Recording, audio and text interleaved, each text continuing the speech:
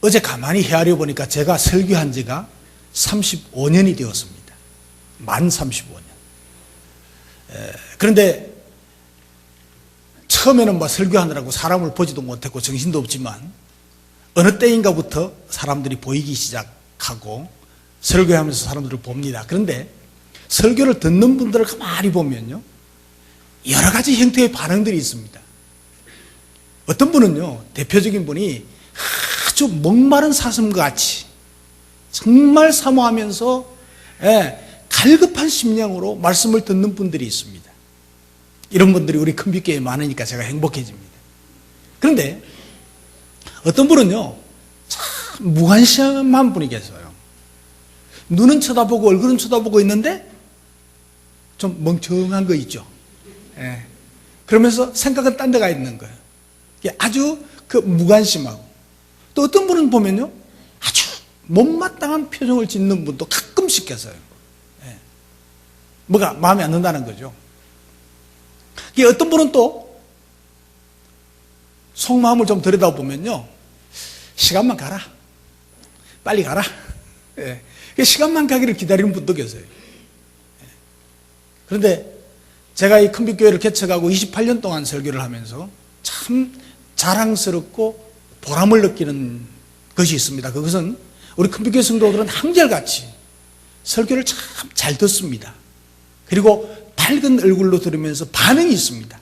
웃기도 하고 아멘 하기도 하고, 이게 참 끄떡이기도 하고, 이게 참 자유로운 분위기가 굉장히 좋아요. 저만 느끼는 것이 아니고 우리 교회에 오시는 모든 목사님들이, 강사들이 다 이야기하는 거예요. 굉장히 좋은, 그래서 저는 굉장히 자랑스럽게 생각합니다. 그런데 이렇게 목회를 하고 설교를 하면서 가장 큰 보람을 느끼는 경우는요, 말씀을 듣고 말씀대로 살아보려고 애를 쓰면서 이분이 변화되고 성장해 가는 모습, 그리고 복음의 열매를 거두어들이는 이런 모습들을 볼 때에 저는 얼마나 행복한지 모릅니다. 사실은 이 재미 때문에 목회를 하는 거죠. 그리고 어떤 분을 만나면요, 평상시에 제가 설교한 말씀을 다 인용하면서 이렇게 이야기하는 거 보면 제가 뭐 아주 감동이 돼버려요. 정말 감사해요. 그리고 제가 목장에 이렇게 다니면서 이제 한 번씩 봤을 때, 우리 주일날 설교를 갔다가 우리 강사들이 목장에서 하잖아요. 제가 몇 목장에 가서 들었거든요. 정말 저보다 잘하더라고요. 저는 정말 잘하는 거 제가 인정합니다. 놀라웠어요. 이 설교하는 보람을 느끼죠. 제가 이것을 가만히 생각하면서 저를 되돌아볼 수 있는 시간을 가졌습니다. 저를 한번 살펴봤습니다. 나는 설교 듣는 자세가 어떨까? 그걸 한번 생각해 보면서 내가 처음 예수 믿을 때 한번 생각해 봤어요. 제가요, 예수 믿기로 딱 작정하고 이제 교회 가서 예배를 참여했습니다. 그냥 참여했습니다. 봤습니다. 구경했죠. 그런데 참 말씀이 참 좋은 거예요. 재밌고요, 굉장히 좋은 말씀들 하시더라고요. 그러니까 이걸 자꾸 듣다 보니까 믿음이 생겨서 나도 모르게, 그리고 이것을 실천하게 되고, 그리고 깨달아지는 대로 살았던 것을 제가 확인할 수가 있었습니다. 지금 생각해 보니까 참 신기했어요. 새롭게 생각해 보니 내가 참 신기하다, 이런 생각을 제가 해봤습니다. 왜냐하면요, 제가 지옥 가기 싫어서 지옥은 안 가야 되겠다는 마음 먹고 이제 죽음을 앞두고 교회 찾아갔잖아요. 갔는데 딱 가는 첫날 적으라고 그래서 적었거든요. 이름 적고 주소 적고 하니까 예배 마치고 나니까 목사님 만나자 하더라고요. 목사님을 만나니까 목사님이 성경을 한 건 신구약 성경, 기도원 성경보다 조금 큰 작은 성경을 딱 주면서, 조 선생 이거 열심히 읽으세요, 이랬습니다. 그래서 나는 성경이라는 건 처음 만져봤습니다. 보긴 봤지만. 그런데 예수 믿으려면 읽어야 되는가 보다. 그리고 그날 저녁부터 창세기 1장 1절부터 읽기 시작했어요. 이왕 예수 믿을 바엔 읽어야 되겠다 싶어서 읽는데 재미가 붙었습니다. 살살 재미가 붙어가지고 읽는데요, 제가 한 6, 7개월 만에 한 권을 다 읽은 것 같아요. 너무 재밌어가지고 나중에는 밥 먹으면서 숟가락 입에 넣고 씹으면서 성경 읽고 이렇게 읽었습니다. 그리고 이제 성경을 열심히 읽었습니다. 그리고 한 서너 달, 석 달 정도 교회 다녔는데 목사님이 설교를 하셨어요. 새벽 기도하면 기도에 응답이 있대요. 기도하면 응답이 있고 기적이 일어난대요. 그 말을 듣고 두 번도 안 들었으면 딱 한 번 듣는데 해봐야 되겠네. 그리고 제가 생각해 보니까 저녁에 조금 일찍 자면 되겠구나. 그 생각으로 일찍 자고 새벽 기도 계속 나왔습니다. 그리고 그 다음에 한 두세 달 지났을까요? 목사님이 설교하는데 전도를 해야 된대요. 전도하면 복을 받고 능력이 생긴대요. 해봐야 되겠네? 그리고 바로 그 다음 주에 이게 전도지 가지고 나가서 전도지 나눠줬어요. 처음 예수 믿는 뭘 알겠어요? 나눠줬거든요. 그리고 또 한 3개월, 1년이 채 못 돼서 3개월 좀 지났을까? 이랬을 때 목사님이 한번 설교하는데 금식 기도를 하면 능력이 나타난대요.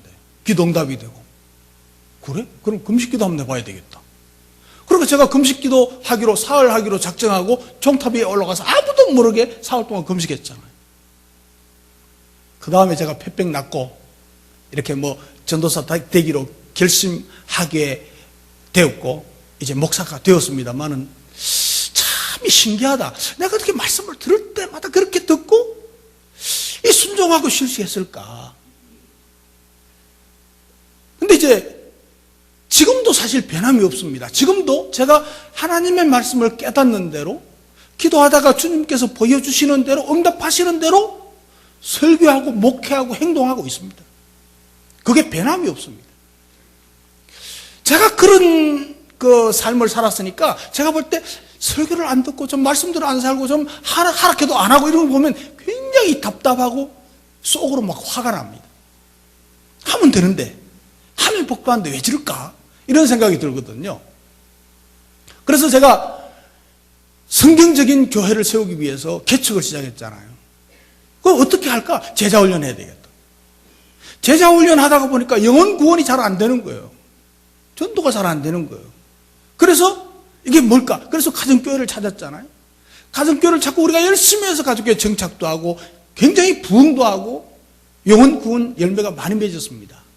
그런데 지금 2년이 지나니까 지금 한 3년 어간에 이게 영혼 구원되는 숫자가 확 줄어들었습니다. 지금. 줄고 또 줄었습니다. 이거 안 되겠다. 이게 아닌데. 우리 가정교회는 영혼 구원에서 제자 삼는 것이 목적이고 그게 교회가 세워진 목적이고 그것을 하는 게 우리의 목적인데 이게 지금 안 되고 있으니까 어떤 변화를 가져와야 되겠다. 깨달은 거죠. 그리고 이 문제점을 해결하기 위해서 이제 작년에도 가정교회 뉴스타트 해가지고 했는데 별 효과가 없었어요.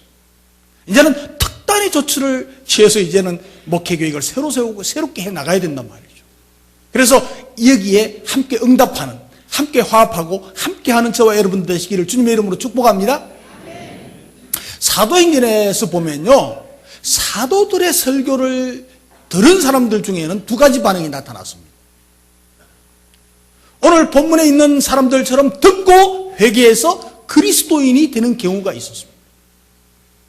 그런데 스테반이 설교했을 때에 그 설교를 듣고 화가 나서 돌로 스테반을 죽였던 것처럼 핍박자가 되는 사람들이 생겼습니다. 사도들의 설교를 듣고 예수를 믿든지 아니면 핍박자가 되든지 그런 형태가 대부분 나타났습니다.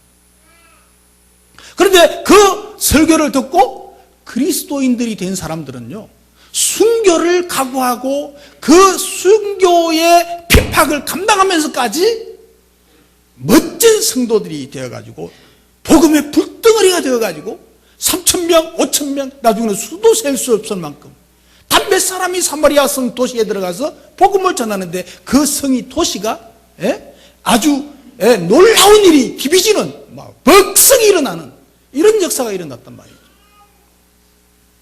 그런데 오늘날의 특징은 어떻습니까? 별로 느낌이 없습니다. 설교를 하면 설교하는갑다. 설교하면 또 끝나면 가면 되고 그런 정도 같아요. 그래서 딱 설교를 들으면서 오늘은 좀 잘하네, 못하네, 이 목사님은 이렇네, 이런 정도로 평가하려고 생각합니다. 뭔가 이게 변화되어지는 징조를 찾기가 어려울 정도가 되었습니다. 여러분, 말씀은요, 능력이 있어가지고 듣는 사람들을 변화시키는 영적인 신비한 능력이 있습니다. 그래서 그 복음의 능력, 다이너마이트와 같다고 그랬습니다. 저는요, 우리 교회는요, 평생 이런 영적으로 신비로운 말씀의 능력이 나타났으면 참 좋겠고 그렇게 될 수 있기를 주님의 이름으로 축복합니다. 오늘 본문에서는요, 베드로의 설교, 바로 앞부분에 베드로의 설교입니다. 베드로의 말을 듣고, 오늘날처럼 정상적인 설교가 아닙니다. 그냥 베드로가 말했습니다. 베드로의 말을 듣고 베드로의 설교를 듣고 어떤 일이 일어났는가를 지금 말하고 있습니다. 그래서 오늘 본문에 우리들이 읽은 성경에서는 그들이 이 말을 듣고 마음에 찔렸다. 그래서 마음에 찔렸다. 여러분, 왜 사람들이 마음에 찔렸을까요? 여러분, 요즘 사람들에게 마음에 찔리는 이야기를 하려면 극히 자극적인 이야기를 해야 됩니다. 그런데 베드로는요, 그 앞에 실린 본문 여러분 집에 가서 읽어보십시오. 다른 이야기 한 것이 아닙니다. 재밌는 이야기도 아닙니다. 아주 밋밋한 이야기입니다. 예수님 이야기했습니다. 예수님 이야기. 예수님이 어떻게 오셨고 뭘 하셨고 어떻게 돌아가셨고 또 어떻게 부활하셨는가를 이야기한 것입니다. 차분히 예수님에 대해서 설명한 것입니다. 단순한 설교입니다. 아주. 지금처럼 뭐 설교학적으로 이렇게 갖춰진 설교가 아닙니다. 하나님은 이 베드로가 선포한 말을 통해서 역사하시는 것을 볼 수가 있습니다. 여러분, 베드로가 우리가 잘 알듯이 지식인이 아닙니다. 뭐 공부를 많이 한 사람이 아닙니다. 어부 출신인데 공부한 적이 없습니다. 그런데도 하나님은 베드로를 통해서 말씀하셨고 이 베드로의 말을 듣고 사람들이 변했어요. 마음에 찔렸어요. 마음에 찔렸어요. 이 마음에 찔린 사람들이 뭐라고 말했는가 하니까 형제들아 우리가 어찌할꼬 그랬습니다. 이게 베드로의 말을 들은 사람들의 반응입니다. 반응. 여기 형제들아 하는 것은 다른 형제들을 말하는 건 아니고 바로 사도들을, 베드로와 그와 함께한 사도들을 보고 묻는 것입니다. 예. 지금 무슨 말인가 하니까 사도님들, 뭐 사도들아 내가 무엇을 해야 될까요? 내가 무엇을 해야 될까요? 이거 묻는 겁니다. 지금 여러분, 우리가 예수 처음 믿을 때는 다 가슴이 뜨거움이 있습니다. 눈물도 있었습니다. 그런데 어느 날인가 이 열정이 식어져 버리지 않았습니까? 나 자신도 모르게 이 열정이 식어져 버리지 않았습니까? 어떤 분은요, 그 열정이 다시 되찾고 싶은 게 아니고 되찾고 싶지 않다는 거예요. 그래서 일부러 은혜 받기 싫어서, 은혜 받으면 손해볼까 봐, 은혜 받으면 헌신해야 되고 헌금해야 되고 뭐 손해볼까 봐서 은혜로운 집회하면 일부러 안 가는 사람도 있어요. 우리 교회는 없지요? 딴 교회 가면 그런 사람들이 가끔씩 있어요. 여러분, 말씀을 들을 때 그 말씀이 내 말씀으로 들려져서 막 가슴에 찔림이 오는 것입니다.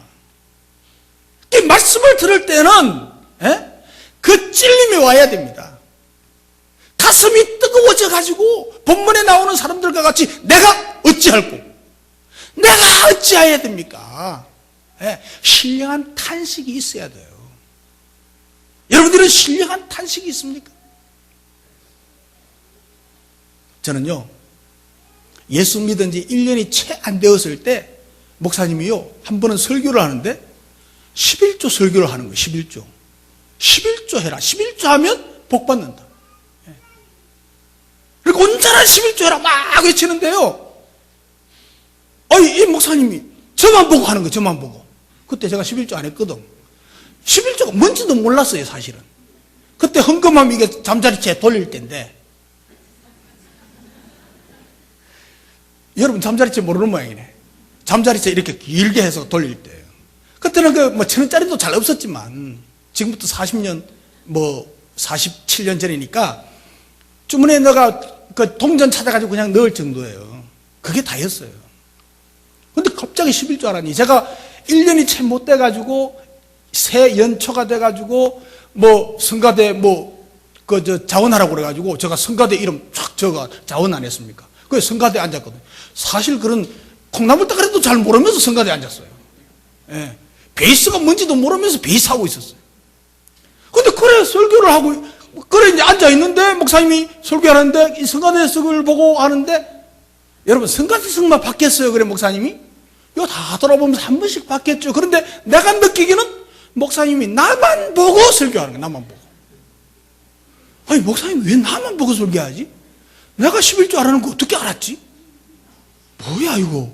그러면서 막 그때는요 막 가슴이 벌렁벌렁했어요. 이건 뭐야 이거. 목사님 어떻게 알았지? 왜 날 보고 이렇게 꾸짖고 있지? 예, 나는 그게 뭔지도 모르는데 이러고 막 시험에 들 뻔했어요. 그리고 집에 가도 이게 벌렁벌렁한 거예요. 이게. 그리고 그걸 아까워서 어떻게 이런 생각이 들고요. 막 속이 상하는 거야. 막. 그래 그 다음 날부터 계속 기도하면서 이건 뭐야 내가 교회 나가야 되나 말아야 되나 이런 생각 한 주일 내내 고민했어요. 새벽에 나가서 하나님 어떻게 해야 돼요? 예수 믿으면 돈 다 뺏기겠네요. 예, 나 뭐 먹고 살아요? 뭐 이런 기도도 정말 했어요. 막 그러다가 이제 보니까 주말쯤 금요일 토요일 되면서 마음이 정리가 되는 거예요. 딱 정리가 돼가지고 아하 이거 이왕 믿을 바엔 막 하자. 그때는 뭐 큰 돈도 아니니까 뭐 용돈 정도니까. 그래가지고 가만히 생각해. 야 내가 이제 이때까지 뭐 다니면서 안 한 거 다 할 수는 없고 지난달 거부터 해야 되겠다 이런 생각이 들었어요.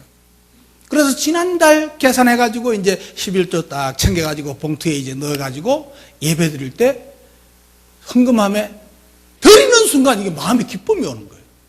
마음의 기쁨이 오는 거예요. 그리고 이제 헌금을 딱 하고 예배를 마치고 나가는데요. 얼마나 행복한지. 나는요, 예수 믿고 한 1년도 채 안 되었지만 정말 예수 믿고 감격과 기쁨과 한의와 행복을 느낀 적은 그때 처음이에요.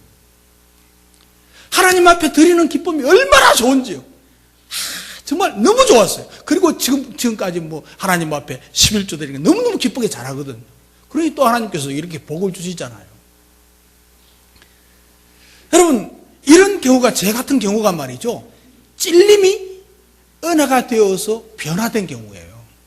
예. 이 찔림이 변화되어가지고 은혜가 되는 거예요.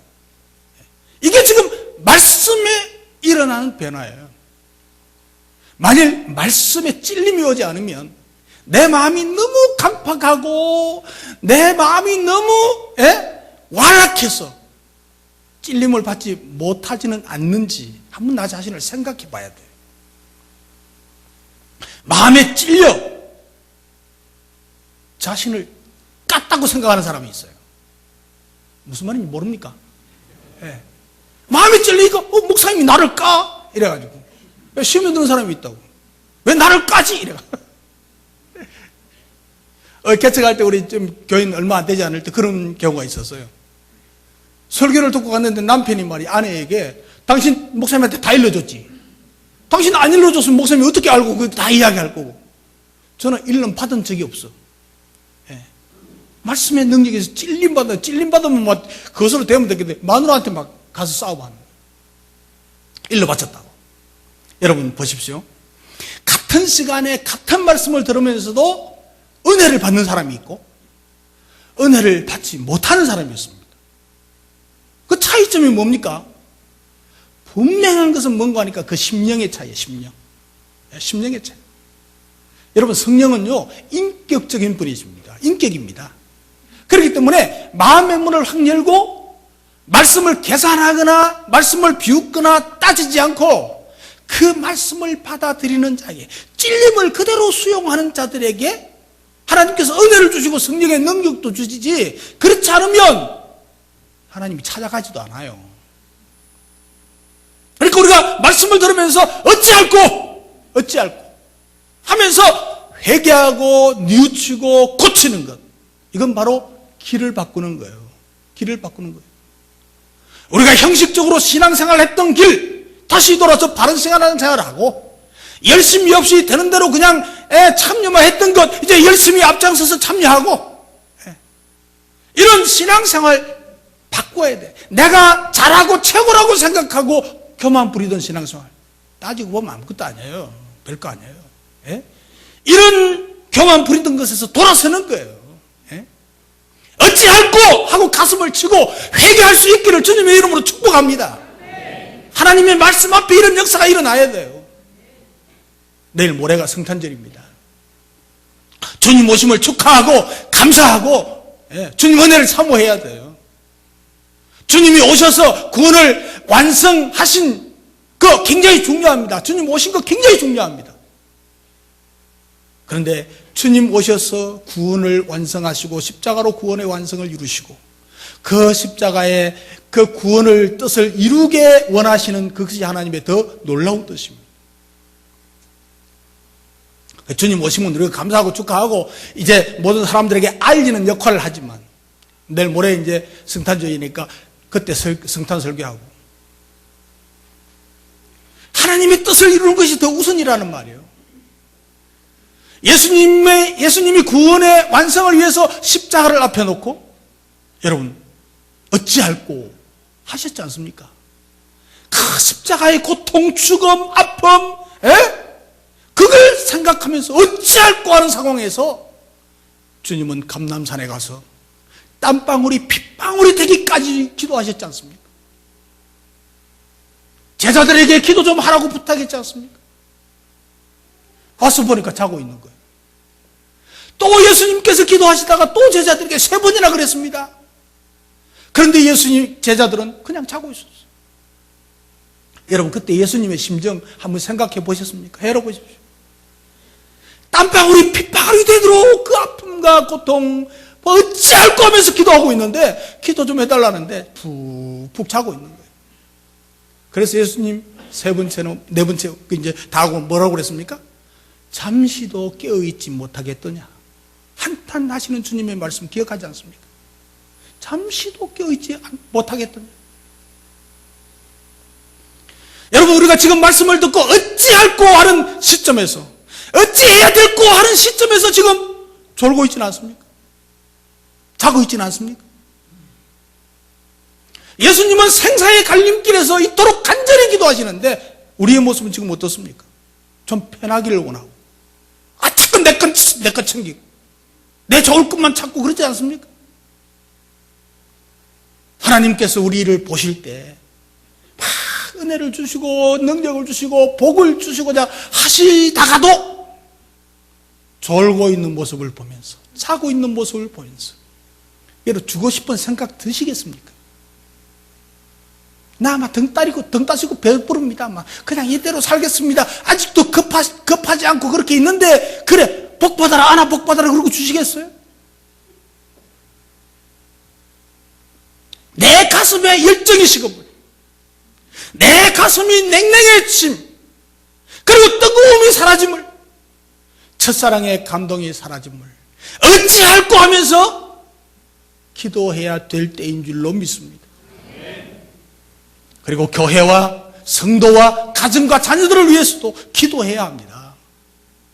땀방울이 핏방울이 되기까지는 아니라고 할지라도 졸고 있는 모습은 안 됩니다.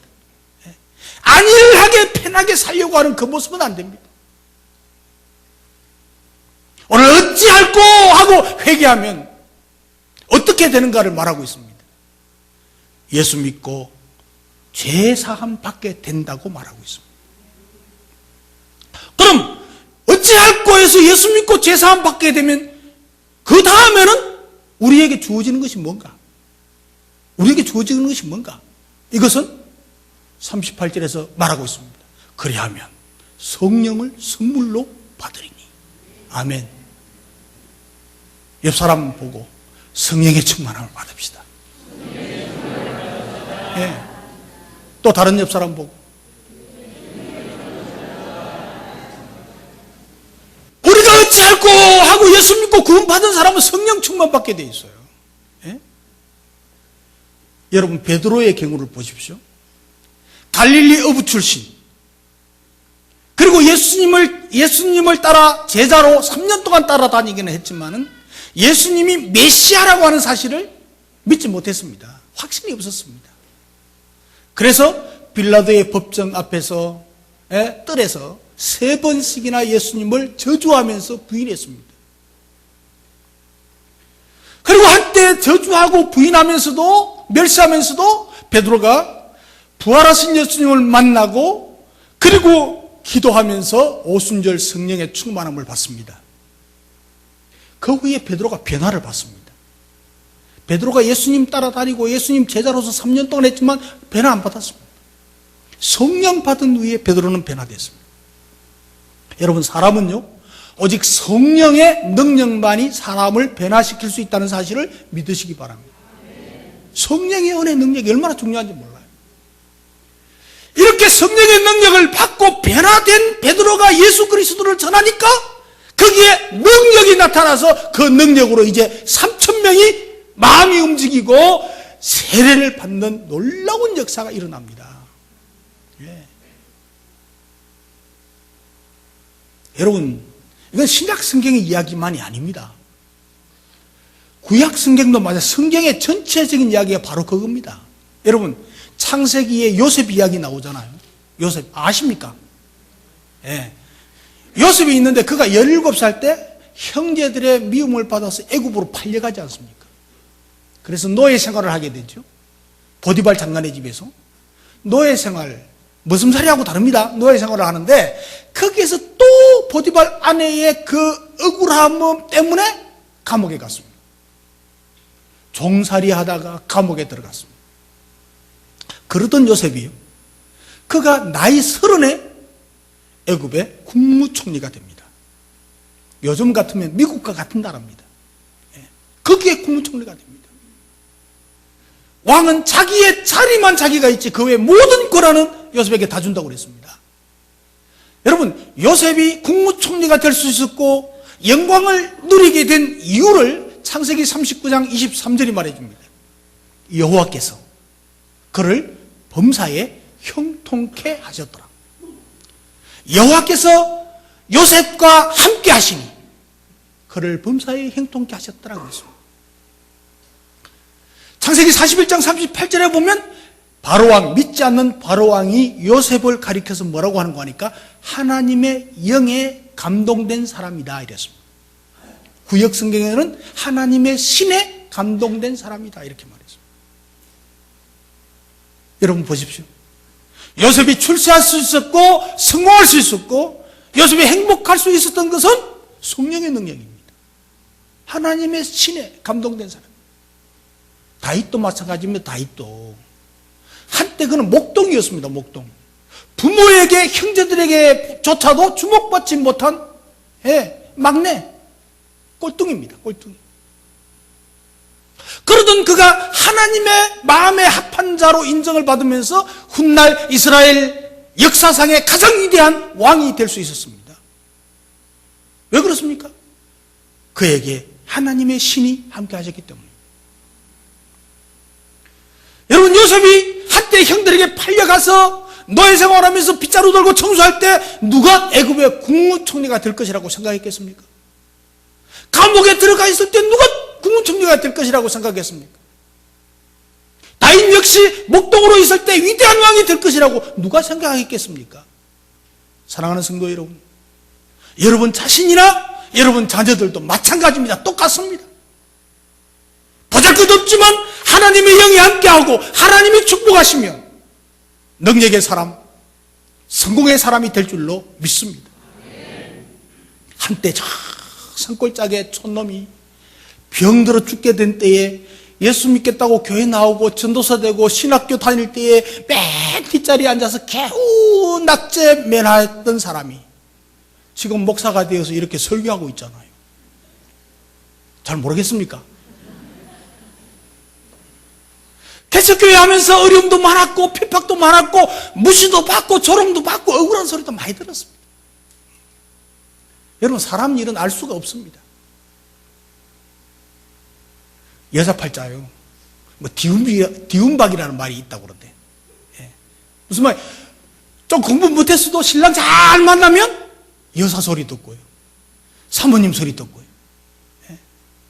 근데 공부 잘해서 뭔가 잘 되어 있을 거라고 생각했던 동창들이 저 밑바닥에 있는 것을 안 봅니까 지금? 그죠? 우리 이웃들은 볼 수 있잖아요. 근데 여러분, 이것보다 더 중요한 것은 예수 만나면, 예수 만나서 성령 받으면 어려움이나 문제도 있지만 그러나 반드시 성공하고 축복 받으실 줄 믿으시기 바랍니다. 우리나라도 한때 구걸하는 나라 아니었습니까? 구원받는 나라였지만 예수 잘 믿어서 우리 새벽 기도하고 기도 많이 하고 복 받아서 남을 돕는 나라가 됐지 않습니까? 세계가 인정하는 나라가 됐지 않습니까? 누구 덕분입니까 이거? 하나님 덕분인 줄 믿습니다. 우리 믿는 사람의 기도 덕분인 줄 믿습니다. 전도한 덕분이라고 믿습니다. 여러분 지금 현 상황을 보면서 함부로 판단해서는 안 됩니다. 하물며 세상이 지도 이런데 성령이 함께하는 성도, 성령이 함께하는 교회, 성령이 함께하는 성도들에게 제자리 걸음일 수가 없습니다. 우리에게는 반드시 하나님의 은혜와 능력과 축복이 있는 것을 믿으시기 바랍니다. 우리의 믿음과 우리의 헌신을 통해서 내가 하나님 앞에 잘 때뿐만 아니고 내 자녀도 보장을 받게 되리라고 믿으시기 바랍니다. 우리 큰빛교회가 이웃을 열심히 돕고 있지만 이제 세계를 도우는 교회가 될 수 있을 줄 믿습니다. 우리나라에서 지금 시골교회 중간 교회지만은 이제 제일 영적인 교회로 커가는 역사가 있습니다. 가장 아름다운 주님이 인정하는 그런 교회가 될 줄로 믿습니다. 이것은 가능케 하는 것은 오직 성령의 능력을 받아야 됩니다. 성령의 능력을 받고 충만하면 어떻게 되는가? 능력을 행사하게 되는 것입니다. 능력을 행하게 되는 거예요. 자, 여러분 능력을 행하고 사십시다. 성령의 능력을 행하고 살아야죠. 받았으면. 그래서 여러분 43절에 보면 기사와 표적이 많이 나타났다. 그래서 많이 나타났다. 기사와 표적이 뭡니까? 기적과 능력과 병고침과 이런 일들이 많이 그래서 서로 통용하고 재산과 소유를 팔아서 각 사람의 필요를 따라서 나눠주고 날마다 마음을 같이 해서 성전에 모여서 기도하기를 힘썼다고 그랬습니다. 그래서 마지막 절에 보면 주께서 구원받는 사람을 날마다 더하게 하셨다고 그랬습니다. 안전병이도 일어나고 모든 병이 낫고 귀신이 나가고 사도의 그림자만 지나가도 병이 낫는 놀라운 일이 일어났습니다. 우리 교회도 많이 일어났고 앞으로도 계속해서 더 큰 기적과 이사가 나타날 줄로 믿습니다.